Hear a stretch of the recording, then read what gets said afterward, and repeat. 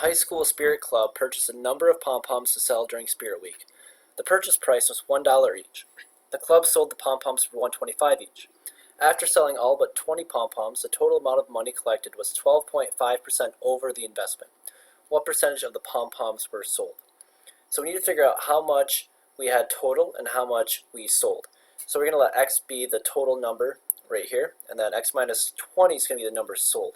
It's going to be x minus 20 because we have 20 left over. So if we started with 30, okay, then 30 minus 20 means we sold 10. Okay, so it's going to be x minus 20, and then the cost will be $1 for each one that we had. So we purchased x amount, $1 each, so the cost will be 1 times x. How much we made when we sold would be $1.25 for each one, so $1.25 times x minus 20 will be how much we sold.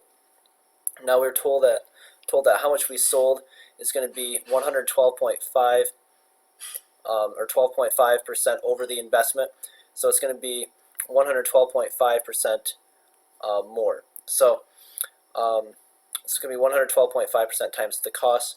So now percentage, I can think of this as 1.125. I'm not sure why this was written here as 112.5 over 100. It's easier to think of this as 1.125, which would be 1 1/8, which would then be 9/8. So it's going to be 9 over 8x, and then 1.25 is going to be 5 over 4x. So it's easier to think of these with fractions as opposed to decimals. It's a little quicker to work through in this case.